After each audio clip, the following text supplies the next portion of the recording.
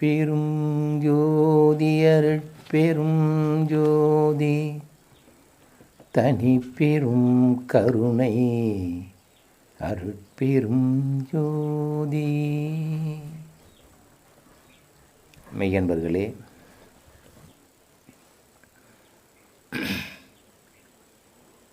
இன்று ஒளிநெறி பீட அன்பர்களின் வேண்டுகோளுக்கு இணங்க எனக்குள் உள்ளுணர்வாக நின்று என்னை வழிநடத்துகின்ற என்னுடைய ஞானாசிரியரும் என்னுடைய வழிகாட்டியும் என்னுடைய ஆன்மீக தந்தையுமாகிய வள்ளற் பெருமான் அவர்களுடைய பாதத்தை பணிந்து அவர்கள் எனக்குள் உணர்த்துகின்ற உண்மைகளை உங்களோடு பகிர்ந்து கொள்ள விரும்பி இப்பொழுது உங்களோடு இந்த ஒலிப்பேழையில் என்னுடைய கருத்துக்களை பதிவு செய்ய விரும்புகின்றேன். இதுவரை நம்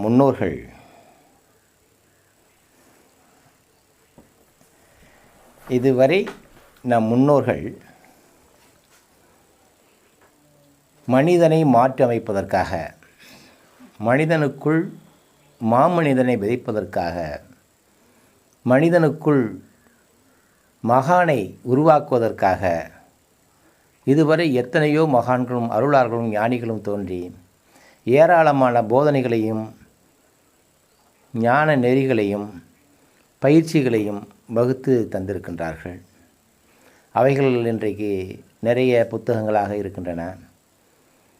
அவர்களுடைய அந்த பாடல்களிலிருந்து பல உண்மைகளை நாம் இப்பொழுது புரிந்து கொள்ள முடியாதவர்களாகவும் இருக்கின்றன.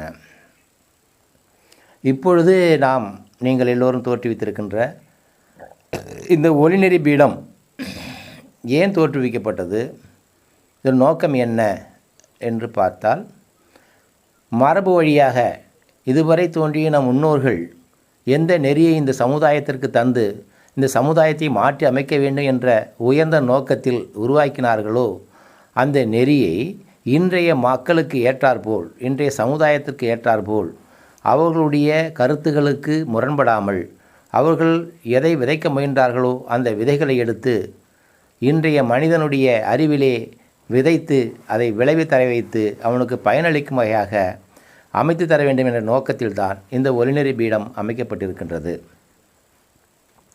இப்படி ஒளிநெறி பீடம் அமைக்கப்பட்ட பிறகு இந்த ஒளிநெறி பீடத்தின் வழியாக வருகின்ற அத்தனை உண்மைகளையுமே நம் முன்னோர்களுடைய கண்ட தெய்வ ரகசியங்களும் பிரபஞ்ச ரகசியங்களும் தான் இதிலிருந்து வெளிப்படுகிறதே தவிர நமக்கென்று நாம் ஒரு அவர்களுடைய பிரதிநிதியாக இருந்து அவர் நமக்குள் உணர்த்துகின்ற அந்த உண்மைகளை உங்களிடம் தொகுத்து தருகின்ற பணியை மட்டும்தான் நான் செய்கின்றேன்.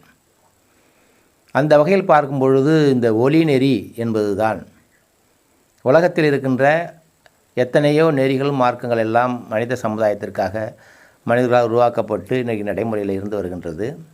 நம் முன்னோர்கள் வகுத்த நெறி ஒளி நெறி. இந்த ஒளி நெறி என்பதை எந்த காலத்தில் கண்டுபிடிக்கப்பட்டது என்பது தெரியவில்லை. ஒளிநெறி மார்க்கம் என்பது எந்த காலத்தில் அது தோற்றுவிக்கப்பட்டது, அதற்கு தோற்றுவித்தவர்கள் யார் என்பதெல்லாம் இப்பொழுது எந்த ஆய்வுக்கும் தடயங்கள் கிடைக்கவில்லை. ஆனால் அவர்கள் அந்த தங்களுடைய வாழ்க்கையையும் வரலாற்றையும் பிறப்பையோ அவருடைய செயல்முறையை பதிவு செய்யாவிட்ட போனாலும் போதனைகளை மட்டுமே இந்த சமுதாயம் நின்று நீடித்து பயன்பெற வேண்டிய என்ற நோக்கத்திலே பதிவு செய்துவிட்டு போயிருக்கின்றார்கள். அவர்கள் செய்த அந்த போதனை நெறி ஒளிநெறி மார்க்கத்தை எப்படி பதிவு செய்தார்கள் என்று பார்த்தால், அழிந்துவிடக்கூடாது, பாதுகாக்கப்பட வேண்டும், நீடித்து இருக்க வேண்டும், மக்களால் அது தொடர்ந்து பாதுகாக்கப்பட வேண்டும் என்ற நோக்கத்தில் வழிபாட்டு முறைகளிலே அதை புகுத்தி வைத்தார்கள். வழிபாட்டு முறைகளிலே அவர்களுடைய நெறியை புதைத்து மக்கள் எப்படியும் வழிபாட்டுக்கு வந்தே தேருவான். ஏன் மனிதன் வழிபாட்டை விட முடியாது என்று கேட்டால், மனிதனுக்கு தேவைகள் இருக்கின்றன. மனிதனுக்கு தேவைகள் இருக்கின்றன. தேவைகள் இல்லாமல் மனிதன் வாழ்க்கையை நடத்த முடியாது. அப்படி தேவைகளை மனிதன் தேடி அடைந்து வாழ்க்கையை நடத்தும் பொழுது வெளியில் இருக்கின்ற தொடர்பு கொள்கின்ற அந்த சார்புகளின் தொடர்புகளுக்கேற்ப அவனுடைய ஆய்வறிவை கொண்டு மேலும் மேலும் தேவைகளை பெருக்கிக் கொள்ள வேண்டும் என்ற எண்ணம் அவனுக்குள் இயற்கையாக வந்து அமைந்துவிடும். அப்படி தேவைகளை பெருகி கொண்டே போகின்ற அவனுக்கு தேவைகளை நிறைவேற்றி கொள்ளுகின்ற தகுதி பார்த்து அதை வகுத்து கொள்ளும் தகுதி அவனிடம் இல்லாமல் போய்விடுகிறது. அதாவது தேவை பெருக்கம் இருக்கிறது, தேவையை தேடி அடைவதற்கான தகுதி தன்னிடம் இருக்கிறதா என்பதை அவன் ஆராய்ந்து பார்ப்பது இல்லை.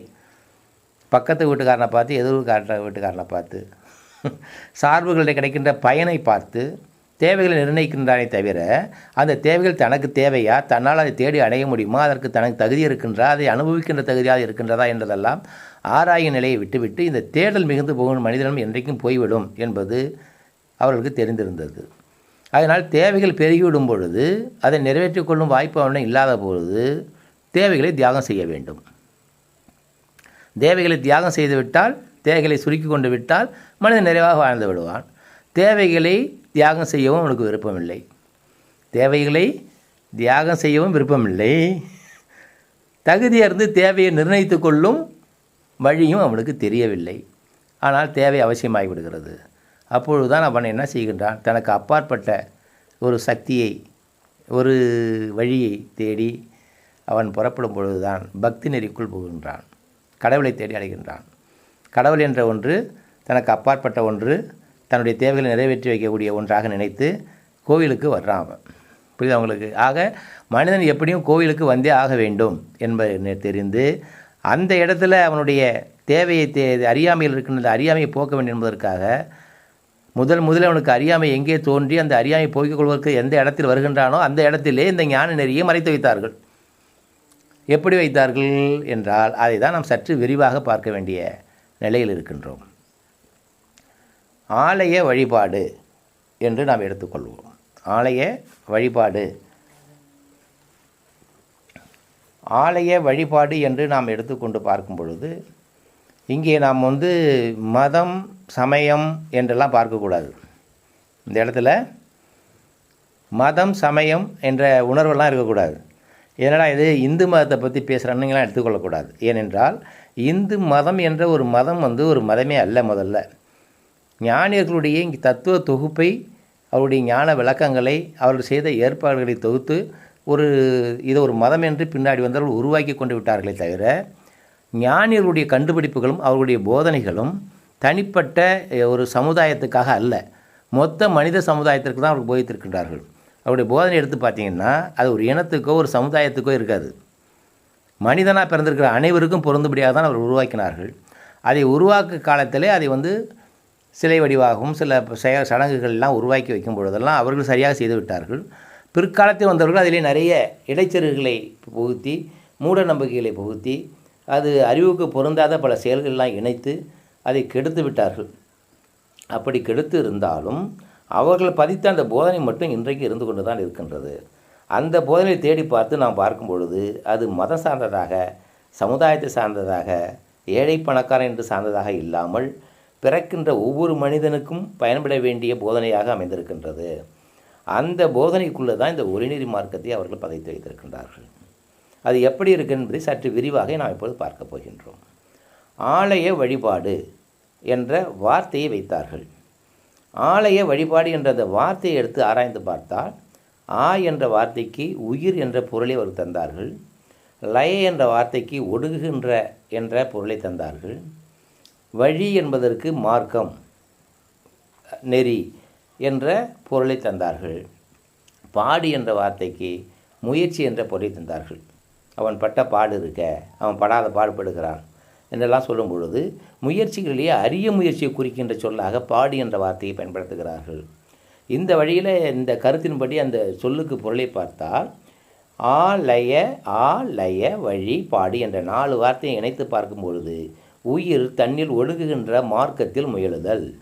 உயிர் தன்னில் ஒடுங்குகின்ற மார்க்கத்தில் முயலுதல். இங்கே பாருங்கள், உயிர் தன்னில் ஒடுங்குகின்ற மார்க்கத்தில் முயல் சொல்லும் பொழுது யாருக்குன்னு பார்த்தா யாருக்கு சொல்கிறது? எல்லா மனிதர்களுக்குமே தான். ஏன்னா எல்லா மனிதர்களுக்குமே உயிர் எழுச்சி பெற்றிருக்கிறது. உணர்வால் எழுச்சி பெற்று இந்த புலன்களை பற்றி நின்று, போகங்களை பற்றி நின்று, உலகத்திலே தேவையை பெருக்கி இப்படி விழுந்து ஓடிக்கொண்டிருக்கிறது. உயிரிலிருந்து வருகின்ற உணர்வானது இயக்கங்களாக வடிவெடுத்து உள்ளே இருக்கின்ற புலனை பற்றி நின்று, அப்புறம் பொருள்களை பற்றி தேவை பெருக்கமாக மாறி நிற்கின்ற நிலைக்கு பெயர் உயிர் எழுச்சி பெறுதல் என்று பெயர். இப்படி உயிர் எழுச்சி பெறும் பொழுது முரண்பாடுகள் வருகின்றன, துன்பங்கள் வருகின்றன, துயரங்கள் வருகின்ற, அமைதியற்ற நிலை அவனுக்கு வந்து விடுகிறது. அவனை அங்கிருந்து உயிரை லயப்படுத்தி கொண்டு வர வேண்டும். எழுச்சி நிலையிலிருந்து அவனை கொண்டு வந்து லயப்படுத்தி கொண்டு வரும் பொழுது அவன் உள்ளொடுங்கி இருக்கும் பொழுது இறைநிலையை உணர்வான். அவனுக்கு தேவைகள் சுருங்கி போய்விடும் என்ற எண்ணத்தில்தான் ஆலய வழிபாடை அமைத்து அங்கு அவனுடைய தேவை பெருக்கத்தை குறைத்து லயநிலையை உருவாக்க வேண்டும் என்பதற்காக உருவாக்கப்பட்ட ஒரு மையம்தான் என்பதை எடுத்து காட்டுவதற்கு தான் அந்த ஆலய வழிபாடு என்ற வார்த்தையை இந்த பொருள்படும்படியாக அமைத்திருக்கின்றார்கள். சொல்கிறது புரியுதா உங்களுக்கு? புரிகிறதா நான் சொல்கிறது? அப்படி அமைத்திருக்கின்றார்கள். இப்பொழுது ஆலயத்தை நாம் எடுத்துக்கொள்கின்றோம். ஆலய வழிபாடு என்றால் என்ன பார்த்துட்டோம். இங்கே நன்றாக பார்த்துக்கொள்ள, இது மதம் சார்ந்ததல்ல, மனிதனை சார்ந்தது. மனிதனை நெறிப்படுத்துகின்ற ஒரு நெறியை புதைத்து வைத்திருக்கின்ற நெறி. அப்படி பார்க்கும்பொழுது ஆலயம் என்ற நிலை வந்த பிறகு அங்கே நாம் எப்படி செல்ல வேண்டும் என்பதை அவங்க முறைப்படுத்தினார்கள். என்ன, எப்படியெல்லாம் வாழக்கூடாதோ அப்படியெல்லாம் நாம் வாழ்ந்து கொண்டிருக்கின்றோம். அப்படி வாழ்வதை தவிர்த்து விட்டு கோயிலுக்குள் செல்ல வேண்டும் என்று வரையறை வைத்தார்கள். எப்படி வாழ வேண்டுமோ அப்படி வாழ்கின்ற ஒரு நெறியை தான் அங்கே கோயிலுக்குள் செல்லும்பொழுது நாம் கடைபிடிக்க வேண்டும் என்ற கட்டாயத்தை உருவாக்கினார்கள். அங்கே பலிபீடம் என்று ஒன்றை வைத்து அங்கே உன்னுடைய தீய எண்ணங்களையும் முரண்பட்ட எண்ணங்களையும் முரண்பட்ட செயலையும் இங்கே பலி கொடுத்து விடு. பின்பு உள்ளே சென்று இறைவனுக்கு சந்தித்து திரும்பும் வரை வேறு சிந்தனைக்கு இடம் கொடுக்காதே. இறைவன் நாமத்தை ஜபித்து கொண்டே செல். இறைவனை மட்டுமே சென்று கொண்டிரு. இங்கே புறம்பான காரியங்களை செய்யாதே. குளித்து விட்டு கோயிலுக்கு போ. என்ன, இப்படி பல்வேறு அங்கே இறைவனுக்கு காணிக்காத எடுத்துக்கொண்டு, அதாவது கொடுக்கும் மனப்பான்மை வளர்ப்பதற்காக இப்படி ஒவ்வொரு அந்த செயல்களையும் மனிதனை பண்படுத்துவதற்காகவும் அவனை நெறிப்படுத்துவதற்கான ஒரு சடங்குகளையும் சம்பிரதாயங்களையும் இணைத்து அந்த மார்க்கத்தை அவர்கள் போதனை நெறியை அந்த கோயிலுடைய செயல்முறைகளே வைத்தாங்க. இப்போ வைக்கும்பொழுது வந்த பிறகு அடுத்தபடியாக என்ன நடந்தது, அப்புறம் என்ன நடக்குது பார்த்தா, கோயிலுக்குள்ளார போனால் சிவன் கோயில் என்பது மிக மிக தொன்மையான கோவில். சிவ வழிபாடு என்பது 5000 ஆண்டுகளுக்கு முன்பு உள்ள மொஹஞ்சோதரோ ஹரப்பா என்ற புதைப்பொருள் சின்னங்களிலே சிவலிங்க வழிபாடு என்பதற்கான தடயங்களை இன்றைக்கு அறிவியலாளர்கள் ஆராய்ந்து கண்டுபிடித்து வெளிப்படுத்தி இருக்கின்றார்கள். இன்னும் ஆழமாக சொல்லப்போனால் சிவலிங்க வழிபாடானது உலகம் முழுவதும் பல இடங்களில் இருந்ததற்கான ஆதாரங்களையும் விலக்கி பல நூல்கள் ஆராயப்பட்டிருக்கின்றன. பல நாடுகளிலேயும் சிவலிங்கத்திற்கான வழிபாடு இருந்ததற்கான தடயங்கள் கிடைத்திருப்பதாக ஒரு நூலை நான் படித்தேன். இந்த ஏதோ இப்போ கம்போடியாவை ஏதோ ஒரு ஊரில் கூட ஒரு பெரிய கோயில் இருக்காங்க, சிவன் கோயில் தெரியுமா? ஒரு பெரிய சிவன் கோயில் இருப்பதாக சொல்லுவாங்க. இப்படி வேறு தடயங்களும் நான் ஒரு புத்தகத்தில் படிச்சிருக்கேன். ஆக சிவலிங்க வழிபாடு என்பது மிக தொன்மையானதாக இருக்குது. அதுக்கு பிறகு மற்ற வழிபாட்டு முறைகள்லாம் வந்திருக்கிறது. அப்போ அந்த சிவலிங்க வழிபாடு எப்பொழுது தோன்றியதோ அப்பொழுதே இந்த ஞானம் தோன்றிவிட்டது. எந்த ஞானம் தோன்றிவிட்டது? ஒளிநெறி மார்க்கம் தோன்றிவிட்டது. அந்த ஒளிநெறி மார்க்கத்தை அடிப்படையில் தான் சிவலிங்கத்தையே படைத்தார்கள். இப்போ ஒளிநெறினா என்னன்னு பார்ப்போம். ஒளிநெறி என்பதை பார்த்தா ஒளி, அருட்பெருஞ்சோதி, அதுதான் ஆதி மூலப்பொருள். இந்த பிரபஞ்சத்திற்கே ஆதி மூலமாக இருக்கின்ற ஒரு பொருள் என்றால் அருட்பெருஞ்சோதி. அது எப்படி வெளிப்பாடாக இருக்குன்னு பார்த்தா அறிவு வடிவாக இருக்குது. அறிவு என்ற ஒன்றை நாம் உணர்ந்திருக்கின்றோம். நம்மகிட்ட அறிவு இருக்குன்னு சொல்கிறோம் இல்லையா? அந்த அறிவுத்தன்மையை உணர்ந்திருக்கிறோம் இல்லையா? அந்த உணர்ந்திருக்கின்ற அந்த அறிவுத்தன்மை என்ன என்று பார்த்தால் ஒளியினுடைய பருநிலை. ஒளி என்ற ஒன்றுடைய பருநிலை. இப்போ சாதாரணமாக நம்ம ஒரு வீட்டுக்குள்ளே போகிறோம், அங்கே இருட்டாக இருக்குது. அங்கே இருக்கிறதெல்லாம் விலக்கி காட்டுவது எது? வெளிச்சம் தான் விலக்கி காட்டுது. அப்போ விலக்கி காட்டும் தன்மை இந்த வெளிச்சத்துக்கு இருக்கிறதல்லவா? விலக்கி காட்டுவது தானே அறிவு. நம்மிடம் எல்லாவற்றையும் விலக்கி காட்டுவது அறிவு. இருளிலிருந்து பொருள்களை விலக்கி காட்டுவது ஒளி, அது நுண்பொருள். என்ன, அறிவிலிருந்து அறியாமை விலக்கி காட்டுவது அறிவு, அது ஒளியினுடைய பருநிலை. அப்போ அறிவு என்றாலும் ஒளி என்றாலும் ஒன்று தான். ஆக அறிவு தான் மூல முதல் பொருளாக இருக்கிறது. அது ஏன் மூல முதல் பொருளாக இருக்கிறது என்றால் இந்த பிரபஞ்சம் முழுவதும் தொடர்ந்து இயங்கிக் கொண்டே இருக்கின்றது. பிரபஞ்சத்தில் இயங்காத இடம் என்ற ஒன்று இல்லை. எல்லா இடங்களும் தொடர்ந்து இயங்கிக் கொண்டே இருக்கிறது. இயங்குதல் என்று ஒன்று இருந்தாலே அதற்குள் இயக்குதல் என்று ஒன்று இருந்ததாக வேண்டிய கட்டாயத்துக்கு ஆளாகிவிடுகிறது. இயக்கும் தன்மை இல்லாமல் ஒரு இயங்கும் தன்மை எங்கேயுமே இருக்க முடியாது. மனிதனால் உருவாக்கப்பட்ட இயங்கும் தன்மையை எடுத்து ஆராய்ந்தாலே இதை புரிந்துவிடும். மனிதன் பல கருவிகளை இயங்கும் தன்மையோடு படைத்திருக்கின்றான். ராக்கெட்டை படைச்சிருக்கான், வாட்சை படைச்சிருக்கான், என்ன பல்வேறு இயங்கும் தரையான கருவிகளை படைச்சிருக்கான் இல்லையா. அதை இயக்காமல் அவன் அது இயங்குதா என்ன? இயக்கப்பட வேண்டும் அல்லது இயக்கி விடப்பட வேண்டும். இப்போ வாட்சி இருக்க நீ இயக்கிக்கிட்டே இருக்க வேண்டியதில்லை. அதில் இயக்கும் தன்மையை பேட்டரியில் வச்சு அது உள்ளே வச்சு இயக்கும் தன்மையை ஒன்று உள்ளார வச்சு வச்சு விட்டுடுற, அது இயக்கிக்கிட்டு இருக்குது. அல்லது கீ கொடுக்குற ஏதோ ஒன்று நீ இயக்கிக்கொண்டே இருக்க வேண்டும், அல்லது இயக்கி விடப்பட்டிருக்க வேண்டும், அல்லது இயக்குவதற்கான ஒரு மூலப்பொருளை நீ அங்கே வைத்திருக்க வேண்டும். ஆனால் இயக்கும் தன்மை இல்லாமல் அது இயங்குவதில்லை. இது மனிதன் படைத்த இயங்கும் தன்மையில் உள்ள ஒரு உண்மை. பிரபஞ்ச இயக்கங்களிலும் அப்படித்தான். எல்லா இயக்கங்களும் இயங்கிக் கொண்டிருக்கின்றன என்றால் அவைகளுக்குள்ளாக அவைகளை இயக்கிக் கொண்டிருக்கின்ற ஒரு இயக்க மையம் கொண்டிருக்கிறது என்று பொருள். அந்த இயக்கும் தன்மை தான் நம்ம அறிவு என்று சொல்கின்றோம். பிரபஞ்சம் முழுவதையும் தொடர்ந்து இணைத்து ஒன்றோடு ஒன்று தொடர்புபடுத்தி இயக்கிக் கொண்டிருக்கின்றன, அது அறிவுக்குள்ளே பேரறிவானாக இருக்கிறது. அதனுடைய குறைபாடு இல்லாமல் இயக்கக்கூடிய தன்மையுடையது அந்த பேரறிவு. அந்த பேரறிவை தான் பெருஞ்சோதி என்று சொல்கிறோம். அருட்பெருஞ்சோதி, பெருஞ்சோதி என்றால் பேரறிவினுடைய நுண்தன்மை என்று பொருள். பெருஞ்சோதியினுடைய பருநிலை பேரறிவு, பேரறிவுடைய பகுதிநிலை சிற்றறிவு. ஒவ்வொரு இயக்கத்துக்குள்ளேயும் அந்த பேரறிவு இயக்கும் பொழுது ஒரு பேரறிவு இருக்குது. பேரறிவு என்பது எப்படிப்பட்டது? முழுமையானது, குறைபாடற்று இயக்கும் தன்மை உடையது, எல்லாவற்றையும் இயக்கும் தன்மை உடையது. ஆனால் அந்த அறிவானது எந்த இயக்கத்திற்குள் மையம் கொண்டு இருக்கிறதோ அந்த இயக்கத்திற்கு ஏற்ப தான் அதை இயக்கம். இப்போ நீங்களே இருக்கிறீங்க, நீங்கள் உங்களுக்கு 2 வீலர் ஓட்ட தெரியும், கார் ஓட்ட தெரியும், விமானம் ஓட்ட தெரியும், எல்லாம் உங்களுக்கு ஓட்ட தெரியும். இது உங்களுடைய அறிவு, உங்களுடைய பேரறிவுன்னு வச்சுக்கோங்க. இப்போ வண்டியில் 2 வீலரில் உட்காந்துட்டு விமானம் மாதிரி ஓட்டுவீங்களா? அதை ஓட்ட மாட்டீங்க இல்லையா. காருக்குள்ளே உட்காந்துட்டு 2 வீலர் மாதிரி ஓட்டுவீங்களா? அங்கே நீங்கள் என்ன பண்ணுறீங்க? காரில் உட்காந்துருக்கும்போது விமானம் ஓட்டுற அறிவு உங்கள்கிட்ட இருந்தாலும் கார் ஓட்டும்போது காருக்கு ஓட்டுகின்ற அறிவை மட்டும்தானே இங்கே பயன்படுத்துகிறீர்கள். நான் சொல்கிறது புரியுதா இல்லையா? உங்களுக்கு புரியுதா இடம்? ஏன்னா உங்கள்கிட்ட அறிவு இருந்தாலும் அங்கே நீங்கள் பயன்படுத்தாதனால அந்த அறிவை இல்லாதவங்களை சொல்ல முடியுமா? முடியாது. அப்படின்னா ஒரு பூனை என்ற ஒரு இயக்கம் இருக்கிறது என்றால் பூனைக்குள்ளே இருக்கின்ற அந்த பேரறிவு முழுமையாக இருந்தாலும் பூனை என்ற அமைப்புக்கு ஏற்ப அதை இந்த அளவுக்கு பூனை எப்படி இயல்போ அதன்படி தான் இயக்கும். அது அப்படி இயக்குவதால் அந்த பூனைக்குள்ளே இருக்கிற அறிவு பேரறிவாக இல்லை என்று சொல்லிவிட முடியாது. இதை நாம் ஜீவ அறிவு என்று கூறுகிறோம். அந்தந்த ஜீவனுக்கு ஏற்ப வெளிப்படுகின்ற அறிவை ஜீவ அறிவு என்று கூறுகிறோம். இப்படி பகுதியாக ஒவ்வொரு இயக்கத்திற்குள்ளும் வெளிப்படுகின்ற அறிவு அந்த இயக்க அறிவாக இருக்கின்றது.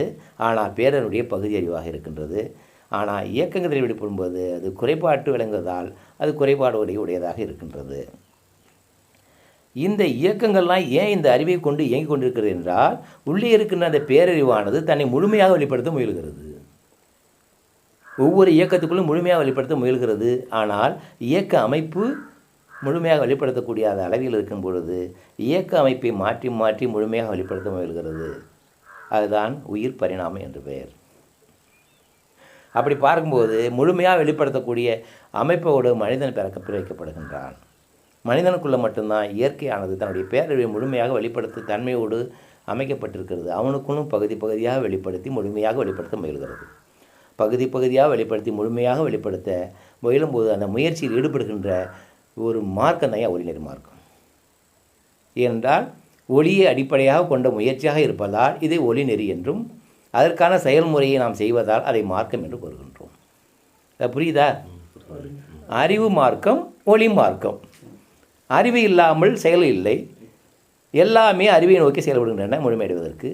மனிதன் மட்டும் அது முழுமையாக அறியக்கூடிய அளவில் அமைக்கப்பட்டிருக்கிறது என்றால் மனிதன் அறிவு மார்க்கம் என்றாலும் ஒளி மார்க்கம் என்றாலும் ஒன்று தான். இந்த ஒளிநெறி மார்க்கத்தை எடுத்து முன்னோர்கள் கண்டு மக்களுக்கு போதித்தார்கள்.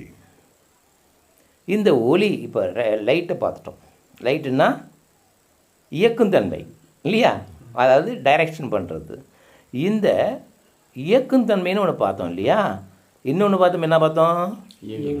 இயங்கி கொண்டிருக்கிற தன்மைன்னு ஒன்று இருக்குது. இந்த இயங்கி கொண்டிருக்கிற தன்மை தானாக இயங்குமா? இயக்குத்தன்மை இல்லைன்னா இயங்குத்தன்மை இருக்குமா? இருக்காது. அந்த இயங்குந்தன்மையானது இயக்குந்தன்மையை தொடர்ந்து நின்று இயங்குகிறது. இயக்குந்தன்மை விடுபட்டு இயங்க முடியாதது. அந்த இயங்குந்தன்மையை தான் ஒலி சவுண்டு என்று சொன்னார்கள், நாதம் என்று சொன்னார்கள், பிரணவம் என்று சொன்னார்கள். அதையே சப்தத்தோடு இணைத்தார்கள் என்றால் சப்தம் இல்லாமல் செயல் இல்லை. செயல்தான் சப்தம்தான் செயலாக வடிவெடுத்திருக்கிறது. எப்படி லைட்டு அறிவாக வடிவெடுத்ததோ அதுபோல் சப்தம்தான் செயலாக வடிவெடுத்திருக்கிறது. அறிவுடைய நுண்தன்மை லைட்டு, செயலுடைய நுண்தன்மை சவுண்டு. நீ எந்த அசைவை எடுத்து பார்த்தாலும் சவுண்டு வரும். சவுண்டு இல்லாமல் ஒரு அசைவை நீ பண்ணவே முடியாது. ஒரு அசைவு இருந்தால் அந்த அசைவிலே சவுண்டு இருக்கும். அந்த சவுண்டை நம்ம உணரலைங்கிறதுக்காக அந்த சவுண்டற்ற அசைவுன்னு சொல்ல முடியாது. நான் சொல்கிறது. அதனால் சப்தத்தோடு கூடியது அசைவு, என்ன வெளிச்சத்தோடு கூடியது அறிவு. விளங்குதா? அப்போது என்ன ஆகுது? இப்போ 2 மார்க்கம் வந்துடுது. ஒரு மார்க்கம்தான், அந்த மார்க்கத்தினுடைய துணை மார்க்கம் இன்னொன்று. ரெண்டும் ஆமாம் நாதம் மார்க்கம் வந்துடுது. நாதம் என்பது சப்தம்ன்ற பெயர் இல்லையா? செயல் அறிவு, அறிவு செயல் 2 வந்துருச்சா? இந்த அறிவு செயல் 2ஐயுமே ஒளி மார்க்கம் ஒளி மார்க்கம்னு சொல்லலாம் இல்லையா? லீல மாற்றிக்கணும். புரியுதா உங்களுக்கு? லைட் சவுண்டு 2 மார்க்கம் வந்துடுது. புரிஞ்சுதா? இதை தான் விந்து நாதம் என்றார்கள்.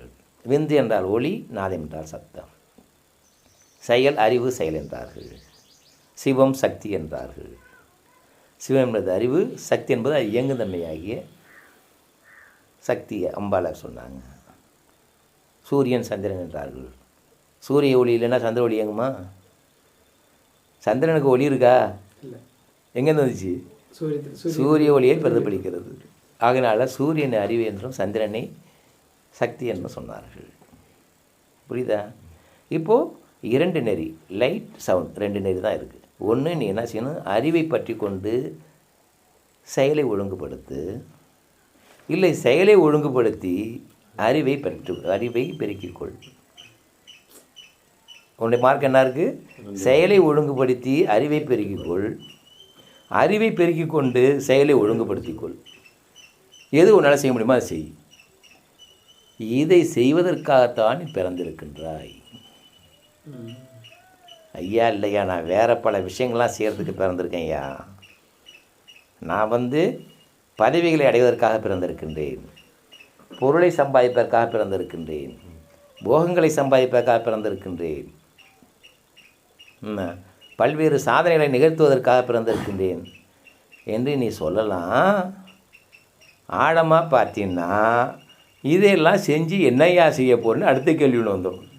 பணம் வந்து விடுகிறது, உறவுகள் வந்து விடுகிறது, அந்தஸ்து வந்து விடுகிறது, கௌரவம் வந்து விடுகிறது, பதவி வந்துடுகிறது, பட்டங்கள் வந்து விடுகிறது, போகங்கள் எல்லாமே நிற்கிதியா? நீ தேடி விட்டாய், கிடைத்து விட்டன. அதை என்ன பண்ண போகிற? அதை என்ன செய்ய போகிற? அதை கொண்டு என்ன செய்ய போகிற என்றால் அறிவை அடையப் போகின்றேன், இன்பத்தை அடையப் போகின்றேன்னு சொல்ல போகிற. அதை கொண்டு இன்பம் அடையப் போகிறேன், நிறைவாக இருக்க போகிறேன், மகிழ்ச்சியாக இருக்க போகிறேன்னு சொல்ல போகிற. அதில் ஒரு அறிவை பெற்று புகழடைய போகிறேன்னு சொல்ல போகிற. இதை வேறு என்ன சொல்ல போகிற? நீ என்னத்தை எடுத்துகிட்டு பார்த்தீங்கன்னாலும் 2 விஷயந்தான் இருக்குது. அறிவுக்காக தேடி இருப்ப, இன்பத்துக்காக தேடி இருப்ப. இந்த இன்பம்னா என்ன தெரியுமா? இன்பம்னா என்ன தெரியுமா? இயங்கும் தன்மை இருக்கு இல்லையா? அறிவோட இயங்கும் தன்மை இருக்கு இல்லையா? அந்த இயங்கும் தன்மை எந்த அளவுக்கு தடைப்பட்டு இயங்குகிறதோ அந்த உணர்வுக்கு இன்பம் பேர். எந்த அளவுக்கு தடைப்பட்டு இயங்குறதோ துன்பம் என்று பெயர். தடைப்பட்டு இயங்கினால் துன்பம். எந்த அளவுக்கு தடைகள் நீக்கப்படுகிறதோ அது இன்பம், வேறு ஒன்றும் கிடையாது. அப்போது இன்பம் என்று சொன்னாலே நம்முடைய இயங்குந்தன்மை தடையற்று இயங்கிக் கொண்டிருக்கிறது என்று பொருள், வேறு ஒன்றும் கிடையாது.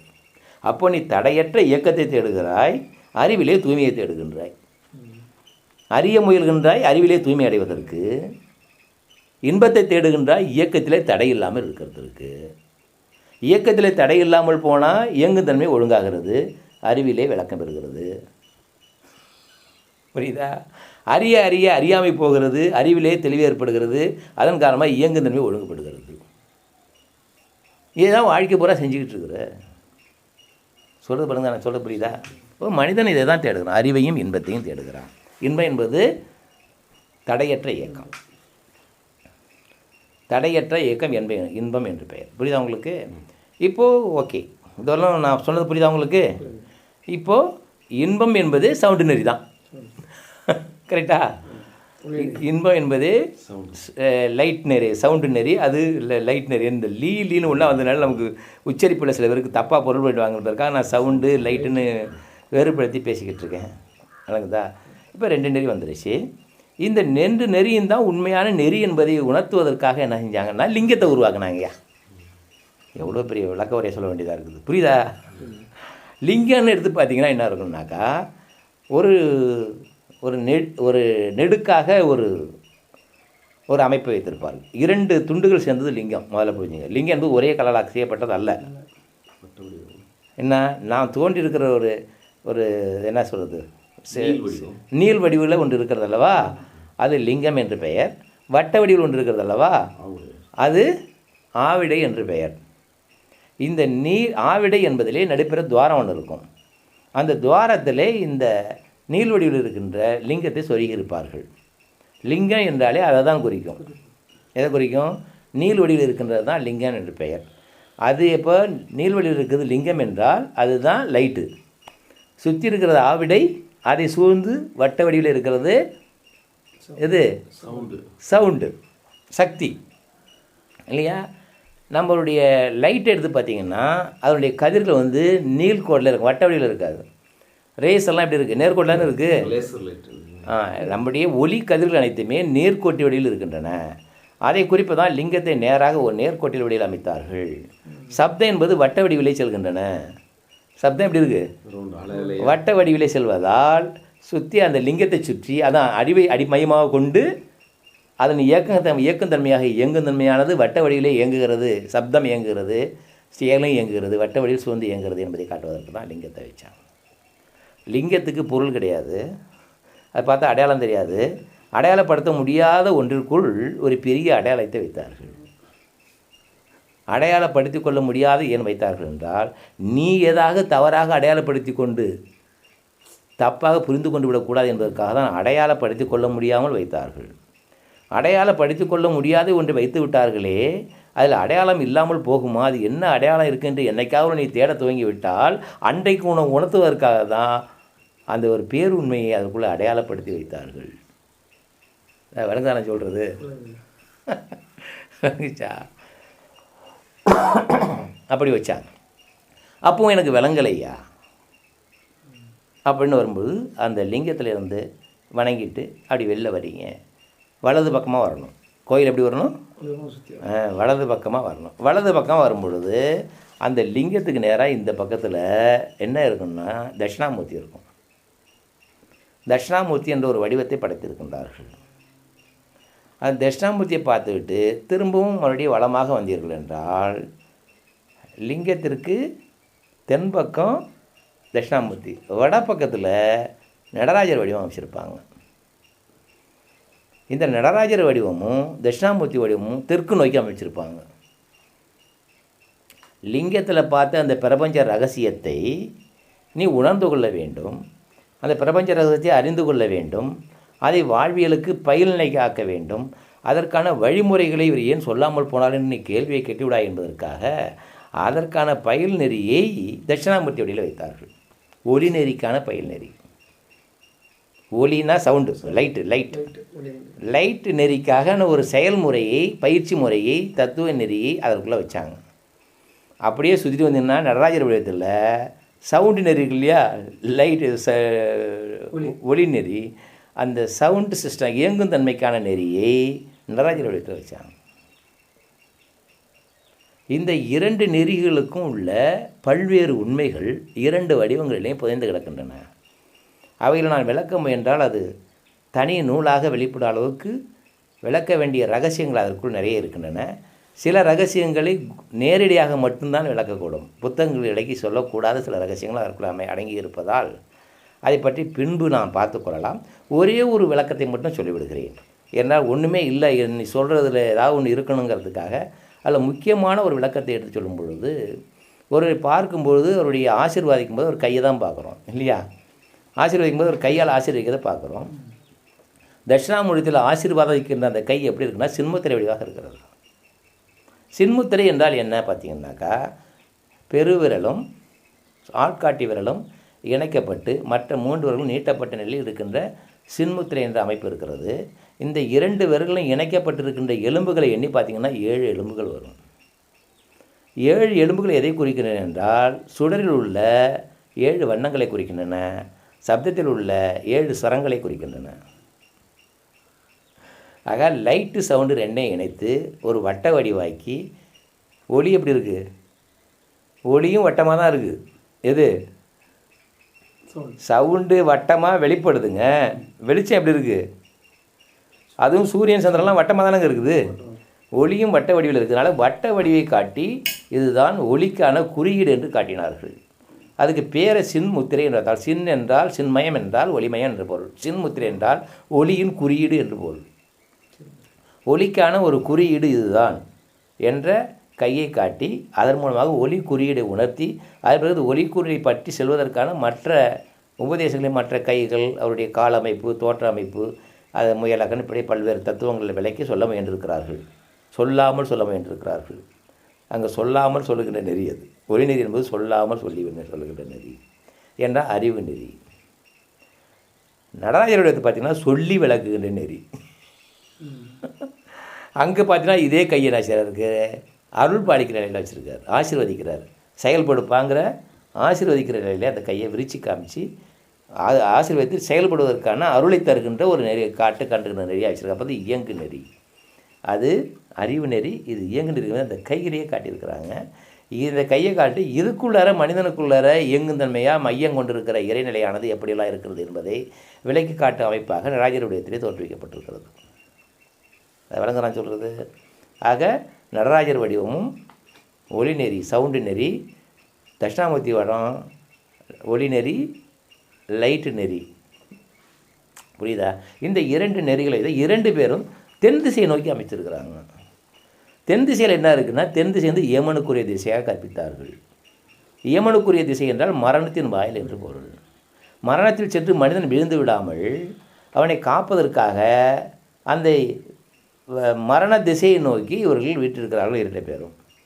நீ மரணத்தின் வாயில் உன்னை தள்ளப்படும் போது நீ திரும்பி பார்க்கணும். திரும்பி பார்த்தீங்கன்னா உனக்கு எதுக்கு யார் இருப்பா? இவங்க 2 பேர் இருப்பாங்க. வடக்கு நோக்கி இருக்கணும். வடக்கு நோக்கி பார்த்தா 2 பேரும் 2 நெறியை போய்த்து கொண்டு இருப்பார்கள். அந்த நெறியில் ஏதாவது ஒன்றி பிடிச்சினாலும் கரையேறிடலாம். மரணத்தின் வாயில் விழாமல் தப்பித்து கொள்ள வேண்டாம். அதனால தான் வடக்கு நோக்கி வழிபாடு செய்ய சொன்னாங்க, தியானம் செய்ய சொன்னாங்க. வடக்கு நோக்கி வழிபாடையும் தியானம் ஏன் செய்யணும் என்றால் வடக்கு நோக்கி இருந்து ஒளிநெறியையோ பின்பற்றி உன்னுடைய வாழ்க்கையை கரையேற்றுக்கொள் என்று பொருள். விளங்குதா? அதே போல் சிவலிங்கத்தை படைத்தார்கள் அல்லவா? சிவலிங்கம் அது என்ன நெறி? ஒளி நெறி. அதாவது ஒளி நெறி. ஆனால் 2ஐயும் இணைத்து சொல்லப்பட்ட வடிவம். அது இங்கே பிரித்து சொல்லியிருக்குது, அங்கே 2ஐயும் இணைச்சு குறியீடாக அமைக்கப்பட்ட வடிவம். அது ஒளி நெறியை குறிக்கிறது என்பதை மக்களுக்கு உணர்த்துவதற்காக கிழக்கு நோக்கி அமைத்தார்கள்.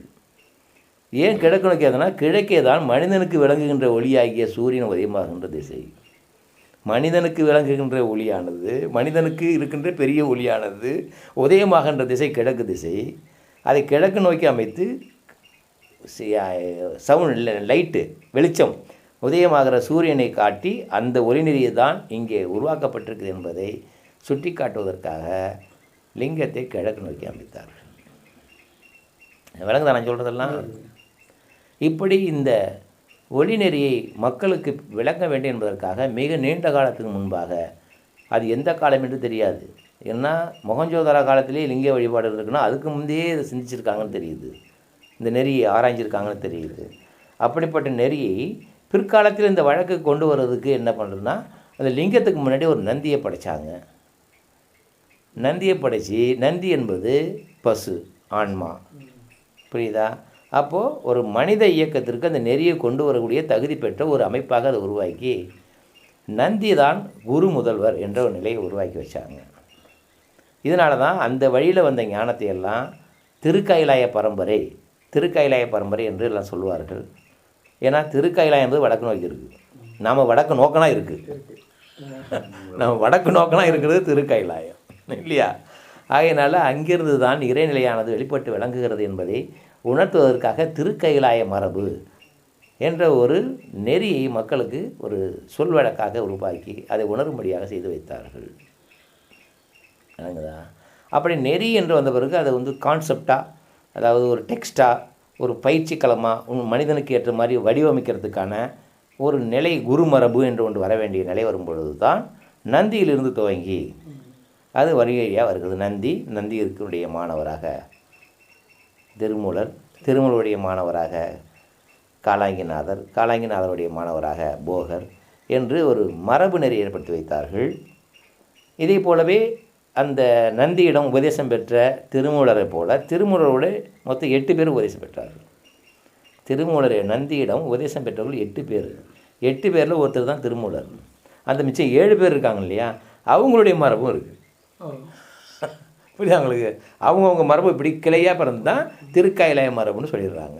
இப்போ நாம் வந்து எந்த பகுதி எடுத்துகிட்டோம்னா திருமூலர் மரபை நம்ம எடுத்துக்கிட்டு இருக்கோம். திருமூலர் மரபில் ஒரு செம்மையான நெறி இருப்பதால், மனிதனுக்கு விளக்கி காட்டக்கூடிய ஒரு நெறி இருப்பதால், நாம் பயின்று அனுபவம் பெற்று அதிலே பல உண்மைகள் இருப்பதை உணர்ந்ததன் காரணமாக திருமூலர் மரபு என்ற அந்த ஒலிநெறியை எடுத்துக்கொண்டு மக்களுக்கு விளக்கி சொல்ல வேண்டும் என்பதற்காகத்தான் இந்த ஒலிநெறி பீடத்தை நாம் இப்பொழுது அமைத்து கொண்டிருக்கின்றோம். சமீப காலத்தில் வள்ளல் பெருமான் இந்த ஒலிநெறியை மக்களுக்கு போதிப்பதற்காக அரும்பாடுபட்டார்கள். பல்வேறு அமைப்புகளை செய்தார்கள். இதற்கு முன்பாக மாணிக்கவாசகர் அதை செய்தார். மாணிக்கவாசகர் என்ன செஞ்சார்? திருப்பெருந்துறையில் ஒரு சபையை கட்டினார். ஒரு கோயிலே இல்லை, பெருந்துறை. திரு என்பது மங்களச்சொல், பெருந்துறை என்பது இருக்கின்ற வழிகளிலேயே மிகப்பெரிய வழி என்று பொருள். மனிதனை கரையேற்றுவதற்கான துறை என்றால் வழி. என்ன வழிகளிலே மிக மிக உயர்ந்த பெரிய வழி எதுனாக்கா திருப்பெருந்துறை தான். அங்கே துறையில் போனால் அங்கே என்ன ஞானம் இருக்குன்னு போய் பார்த்தீங்கன்னா, அங்கே அப்படியே இந்த ஒலிநெறி மார்க்கத்தை மிக அழகாக அற்புதமாக செய்து காட்டியிருக்கின்றார் மாணிக்கவாசகர். அங்கே போனால் ஆவுடையருக்கு லிங்கம் இல்லை. ஏன் ஆவுடையில் இருக்குது லிங்கம் இல்லைன்னு கேட்டால், லிங்கம் அருவமாக இருக்குன்றாங்க. ஏன் அருவமாக இருக்குன்னா அவருக்கு பேர் ஆத்மநாதர்ன்றாங்க. ஆத்மநாதனா என்னையா அர்த்தம்னு கேட்டால் உயிர்களுக்கு தலைவன்றான். உயிர்களுக்கு தலைவனாக இருந்தால் அருவமாக இருக்கணுமான்னு ஒரு கேள்வி கேட்டால், உயிர்கள் அருவமாக இருக்கிறதுனால அவர் தலைவனும் அருவமாக தான் இருப்பாருன்றாங்க. அப்போ நம்ம ஏற்றுக்கொள்ள வேண்டியதாக இருக்கிறது. அதன் பிறகு அந்த அருவமாக இருக்கிற அந்த தலைவனை சந்திக்க வேண்டும் என்று உயிர்களாகிய நாம் விரும்பும் பொழுது அங்கே தெரியாமல் போகுது, எப்படா தெரிஞ்சுக்கிறதுன்னு பார்க்கும் பொழுது அறிவாகிய அந்த ஆத்மநாதன் தலைவன் செயல்நிலைக்கு வரும்போது சக்தியாக வடிவெடுக்கின்றார் அல்லவா. ஆனால் சக்தி சன்னிதானத்துக்கு சென்று அங்கே நாம் சந்திக்க போகின்றோம். அங்கே போய் பார்த்தா அங்கே என்ன இருக்குது? அங்கேயும் அம்பாள் சிலை இல்லை, 2 திருவடிகளை வைத்திருக்கின்றார்கள். 2 திருவடிகளை வைத்து இதுதான் செயல்நிலைக்கான வெளிப்பாடுன்னு வச்சாங்க. மனிதனுக்குள் பதிக்கப்பட்ட 2 திருவடியை பற்றின்று உள்ளே இருக்கின்ற அறிவு நிலையாகி அருட்பெருஞ்சோதியை தரிசிக்கின்ற முறையை, மனிதனுக்குள் இறைவனுடைய திருவடியாகிய 2 திருவடிகளை பற்றி நின்று உள்ளே இருக்கின்ற அறிவடிவாகிய அருட்பெருஞ்சோதியை தரிசிக்கின்ற முறையை எப்படி தெரிந்து கொள்வது என்பதை சக்தி என்ற நிலையிலே 2 திருவடிகளை வைத்து அதன் அறிவு மூலமாக அருவ வடிவாக இருக்கின்ற ஆத்மநாதனை தரிசிக்க முடியும் என்பதை சுட்டி காட்டியிருக்கின்றார். இது யார் எடுத்து சொல்கிறது அப்படின்னு நீ கேள்வி கேட்டேன்னு சொல்லி தான் அம்பாளுக்கு எப்பொழுது பூஜை நடப்புகிறதோ அதற்கு அம்பாள் வடிவத்திற்கு நேராக, அந்த திருவடிக்கு நேராக மாணிக்கவாசகர் வடிவத்தை வைத்து இவருக்கு கற்பனை காட்டும்போது அங்கே 2 பேர் 2 தீட்சர் இருப்பாங்க. இங்கே மணி அடித்தா அங்கே மணி அடிக்கணும், நீங்கள் செஞ்சால் அங்கேயும் செய்யணும். அது மாதிரி வச்சு திருவடியை ஒரு ஞானாசிரியர் மூலமாக அறிந்து கொள் என்பதை மாணிக்கவாசகர் ஞானாசிரியரை சுட்டி காட்டி அதை அறிந்து கொள்ள வைத்தார்கள். அப்படி ஞானாசிரியருக்கு என்ன அப்படி அதுக்குள்ளே இருக்குது, ஞானாசிரியருக்கு திருவடி ஞானத்தை உணர்த்துற அளவுக்கு என்ன தகுதி இருக்குது அப்படின்னு ஒரு கேள்வி நீங்கள் கேட்டு விடுவீர்கள் என்பதற்காக அங்கே இறைவன் கோயிலில் இருக்கார். வெளியில் சுற்றி வரணும்ல இறைவன், பிரகாரம் வெளியில் சுற்றி வருகிற இறைவன் யாருன்னு பார்த்தா மாணிக்கவாசகர் தான். மாணிக்கவாசகர் வடிவத்திற்கு தான் தேரோட்டம், வழிபாடு சுற்றி வளம் வருவதெல்லாம் மாணிக்கவாசகர் வடிவம்தான். அப்படி என்றால் என்ன, இறைத்தன்மையானது ஒரு நல்லாசிரியன் உள்ளுக்குள்ளாக நின்று அவன் வழியாக மற்றவனை கடைத்தேற முயல்கிறது. மாணிக்கவாசகருக்குள்ளே இருந்து இறைத்தன்மையாக நின்று கொண்டு மற்றவர்களை கடைத்தேற முயலும்போது தான் திருவாசகமாக வெளிப்பட்டது. அவர்கிட்ட இறைத்தன்மை அப்படி இருந்ததா, அப்படி மாணிக்கவாசகர் அப்படி இறைத்தன்மை இருந்ததா எப்படியா நம்புறது அப்படின்னா, கடைசியாக சிதம்பரத்தில் போய் இறைவனோட ஐக்கியமாகி விட்டார். ஒளி உடல் பெற்று கலந்து போயிட்டார். அப்போனா ஒளித்தன்மையோட ஒழிய இறைத்தன்மை அவர்கிட்ட இருந்திருக்குதுன்னு அர்த்தம். விளங்குதா? ஆகையினால அந்த அப்படி வச்சாங்க. இன்னும் பல அந்த திருவாடுதுறை கோவிலில் திருப்பெருந்துறை கோவிலில் வந்து இன்னும் பல தெய்வ ரகசியங்கள் அங்கே புதையுண்டு கிடக்கின்றன. அதையெல்லாம் அங்கு சென்று ஒரு நல்ல ஆசிரியர் துணையோடு சென்று அங்குள்ள ரகசியங்கள் என்ன என்று எல்லாம் கேட்டிங்கன்னா நிறைய ரகசியங்கள் இருக்குது. அதாவது மற்ற கோயில்கள் வந்து வழிபாட்டு மையங்களாக சில தேவையற்ற சடங்குகள் நிரம்பியங்களாக மாறி போய்விட்டதாலும் அங்கு மட்டும் இன்னும் அந்த மாணிக்கவாசருடைய அந்த தெய்வத்தன்மை விளங்குகின்ற நெறி பாதுகாக்கப்படுகின்ற நிலையில் இருக்கிறது. அதே போல் வள்ளற் பெருமானும் ஞான சபையை கட்டி அதன் மூலமாக அதே ஒளி நெறியை மக்கள் அறிவதற்காக கண்ணாடியில் சூட ஒளியை காட்டி அந்த கண் நாடியின் மூலமாக இறைவனை எப்படி அறிவது? சூரியன் சந்திரன் என்று ஒன்றாக நேர்கோட்டில் வருகின்ற நேரத்திலே தைப்பூசத்தன்று முழு பௌர்ணமி முழு சூரியன் ரெண்டும் நேர்கோட்டில் வருகின்ற காலை 6 மணிக்கு சூரியகலை சந்திரகலை ரெண்டையும் ஒன்றாக இணைக்கப்படும் பொழுது கண் நாடியில் 3வது ஜோதியாக அருட்பெருஞ்சோதியை தரிசிக்க வேண்டும். அதற்கு முன்பாக அவனிடம் இருக்கின்ற குற்றங்களாகிய 7 திரைகளை விலக்கிவிடு. குற்றங்களாகிய 7 திரைகளை விலக்கிவிட்டு உனக்குள் திருவடியாகிய சூரியகலை சந்திரகலை ரெண்டையும் இணைத்து அருட்பெருஞ்சோதியாகிய அந்த அக்கினிக்கலையை உன்னுடைய கண் நாடிகளை கண்டு தரிசி என்பதை சுட்டி காட்டும் வகையில் அங்கே ஒரு ஒளிநெறி மார்க்கத்தை வள்ளற் பெருமான் அவர்கள் செய்து காட்டியிருக்கின்றார்கள். இப்பொழுது ஒளிநெறி மார்க்கம் என்றால் ஓரளவுக்கு உங்களுக்கு புரிந்திருக்குன்னு நான் நினைக்கிறேன். ஏனென்றால் ஒளிநெறி மார்க்கம் என்பது மிக மிக நீண்ட ஒரு பெரிய கடல். அதை பற்றி விளக்க முயன்றால் அது காலம்புறா விளக்கி கொண்டே இருக்கலாம். அதை பற்றி செய்யாத நூல்களில் ஏராளமான நூல்கள் விளக்கப்பட்டிருக்கின்றன. அவையெல்லாம் தொகுத்து நான் இப்பொழுது உங்களுக்கு வழங்க முடியாது. ஒளிநெறி என்ற மார்க்கம் என்பது நான் இப்பொழுது கூறிய இந்த விளக்கங்களிலிருந்து நீங்கள் ஓரளவு புரிந்து கொண்டிருக்கலாம் என்று நினைக்கிறேன். இதற்கு முன்னும் உங்களுக்கு சந்தேகங்கள் இருந்தால் ஒளிநெறி மார்க்கம் என்றால் என்ன என்பதை விளங்கிக் கொள்ள முடியாவிட்டால் இன்னும் விளங்கிக் கொள்ள வேண்டுமென்றால் முன்னோர்களுடைய நூல்களை ஆய்ந்து படியுங்கள். அதற்குள்ள புதையலை தேட முயலுங்கள். நல்ல ஆசிரியை தேடி அவருடைய விளக்கம் கேளுங்கள், விளங்கி கொள்ள முயலுங்கள் என்று கேட்டுக்கொண்டு தொடர்ந்து நான் புத்தகத்தை பற்றி நான் இப்பொழுது நாம் வெளியிடுக்கபடி இறைநிலை தவம் என்ற இந்த புத்தகம் ஏன் எழுதப்படுகிறது, அந்த புத்தகத்தின் நோக்கம் என்ன, அந்த புத்தகத்தில் என்ன சொல்ல முயல்கிறோம், அந்த புத்தகம் மனிதனுக்கு எதற்காக அவசியப்படுகிறது என்ற கருத்துக்களை தொடர்ந்து நான் பேச இருக்கின்றேன். இந்த இதுவரை பேசிய விஷயங்களை திரும்ப கேட்டு சிந்தித்து ஒரு தெளிவை அடையுங்கள். இறைநிலை தவம் என்ற விளக்கத்தை நான் தொடர்ந்து மீண்டும் நான் விளக்கி உங்களுக்கு கூற விரும்புகிறேன், தொடர்ந்து பேச விரும்புகிறேன். இதுவரை இது சிந்தனைக்கும்படியாக உங்களுக்கு இடைவெளியாக சிறிது நேரம் விடுகின்றேன்.